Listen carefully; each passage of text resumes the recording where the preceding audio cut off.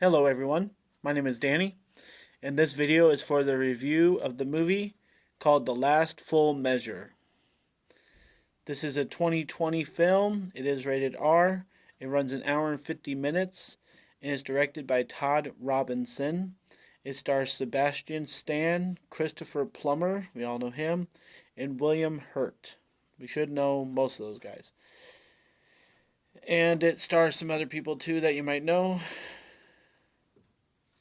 The description: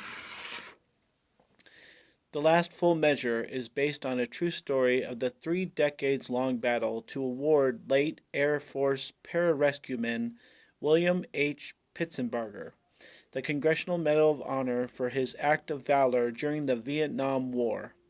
In 1966, Pitsenbarger, then 21, was on a helicopter mission to rescue injured Army soldiers caught in an ambush outside of Saigon.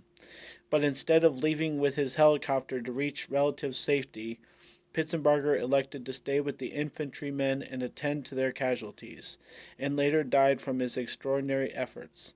In the late 90s, a group of veterans who were saved that day joined Pitsenbarger's parents in requesting a Medal of Honor for him.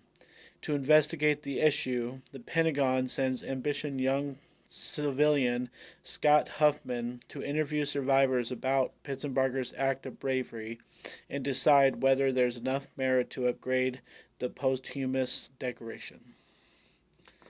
This is The Last Full Measure. Well, welcome to my 501st movie review on YouTube. We're kind of on the flip side after number 500 here, and this is a really crazy movie to review, and so that's kind of why I was waiting to do it. It's really hard to watch. It's really hard to envision some of the stuff, but that's kind of where the talking point starts. Yes, Vietnam vets were not treated correctly in this country after they came back. Yes, Vietnam was one of the worst wars ever, and almost anybody who was in it almost deserves some kind of recognition. And so, this story about one guy, when it tells us at the end of the movie that many, many were honored, it almost seems a little bit not needed. But then it tells us that only one Air Force guy really has received that recognition. So it is very serious. It is very meaningful. It's to the point. It was made for a reason. It has very good actors in it. And so that being said, that needs to be said. Is that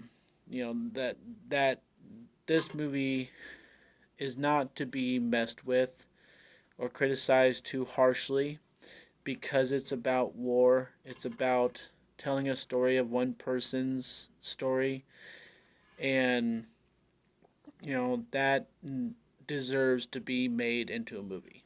Okay, that's where we're gonna start. That being said, this movie is completely boring. I was very sad to be almost falling asleep, throughout most of it. There's way too much talking. There's way too much repetitious showing of the same scene. There's the characters are so bad. Like, I don't know why the writing and the conversation was so bad when they had so much material to tell us and to share with us, telling this, unique story. Why the writing would be so bad, why the characters would be so bad.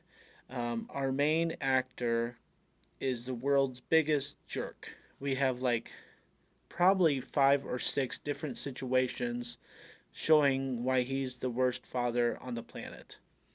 And I just don't know why they felt inclined to share those scenes with us or to paint him in that image. But it was just really, really distasteful and inappropriate. And I just felt really like walking out of the theater, like within the first 10 minutes, because I just could tell how big of a jerk this guy really was. And it's fine that they needed some kind of base to build off of, to let us see him transform and as the movie went on. But honestly, I just could not handle him at all. And the way they did things was just the wrong way of doing things. He gets painted out to be the world's biggest jerk, and it doesn't say that he enjoys his job. It doesn't say that he enjoys serving for the people. Nothing, and it's just the wrong way of going about things.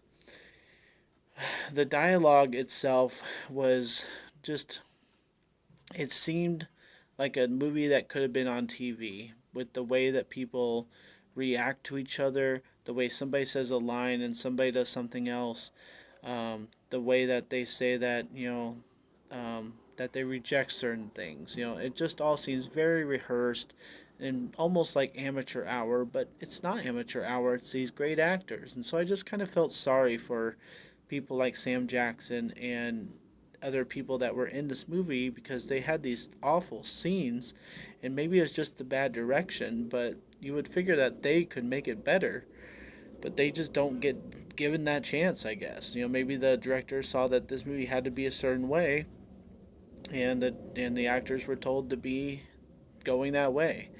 So I don't really understand why this movie was so bad, but it really is. It doesn't really do a great job of honoring anybody's memory when it's so boring, it's so stagnant.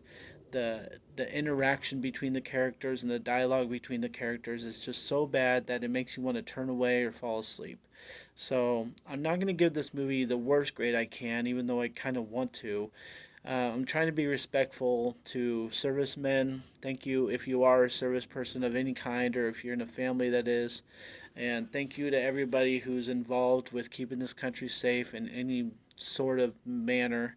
But I got to give this movie a C minus, and I cannot suggest watching it because it just does a very poor job, a very boring job of trying to honor somebody, and I just didn't agree with the way that they approached that idea. A C minus for the last full measure. Thanks a lot, guys. My name's Danny. You can like this or any of my other videos. Try and get some of them watched. Like and subscribe to my channel if you would. Enjoy movies. Thanks.